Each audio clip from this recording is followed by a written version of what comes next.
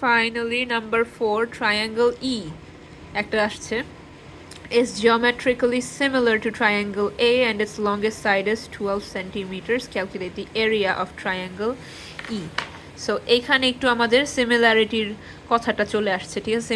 দুইটা সিমিলার ট্রায়াঙ্গলসকেই যেভাবে ট্রিট করতে হয় সেভাবে ট্রিট করতে হবে। অলরাইট, সো আমাদের ই এর এরিয়ার ব্যাপারে তো কিছু বলে নাই, আর এর এরিয়ার ব্যাপারে আমরা এখনো কিছু জানি না। এই যে এর এরিয়ার ব্যাপারে আমরা এখনো কিছু জানি না। আমাদেরকে জাস্ট ইনফরমেশন দিয়েছে যে ই এর লংগেস্ট সাইড হচ্ছে 12 সেন্টিমিটার্স। আচ্ছা, আমরা এ ট্রায়াঙ্গলের লংগেস্ট সাইড কি জানি?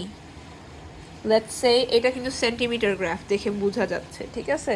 সো লেটস সে এর সাইড হচ্ছে 1 2 3, ঠিক আছে? সো বেসিক্যালি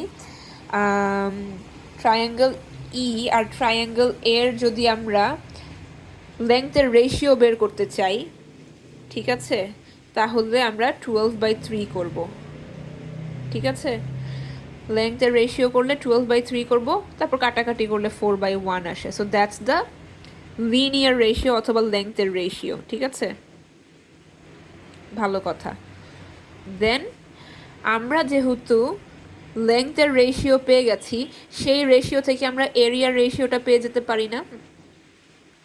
সো লেংথের রেশিও যদি 4:1 হয়, এরিয়া রেশিও হবে 4 square is to 1 square, which is 16:1, ঠিক আছে?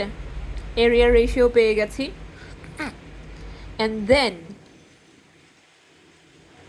আমরা এখান থেকে কি বুঝতে পারছি যে ট্রায়াঙ্গল এ এটার এরিয়া যদি 1 হয় তাহলে ট্রায়াঙ্গল ই এর এরিয়া 16 হবে। So whatever the triangle A's area is, triangle E's area is gonna be 16 times more, right? So এই যে এটাকে জাস্ট একটু ক্রস মাল্টিপ্লাই করলেও দেখা যাচ্ছে যে triangle area of triangle E is 16 times area of triangle A. এখন area of triangle এটা কিভাবে বের করতে পারি? গ্রাফ দেখে সুন্দর করে বের করতে পারি। area of a triangle is half into base into height, right? So let's say this is the base 1 2 3, বেজের লেংথ হচ্ছে আমাদের 3, হাইট হচ্ছে পারপেন্ডিকুলার হাইট। সো এইখান থেকে এই পয়েন্টটা, this is our height, so which is 1, ঠিক আছে? সো বেস 3, হাইট 1 ধরলাম। ফাইনালি আমাদের এইটা হচ্ছে আমাদের এরিয়া অফ ট্রায়াঙ্গল এজ। হ্যাঁ, so the triangle A's area's value. Okay, so we put this value over here and then eta পেলাম and then finally 24 centimeters square, and that's our answer.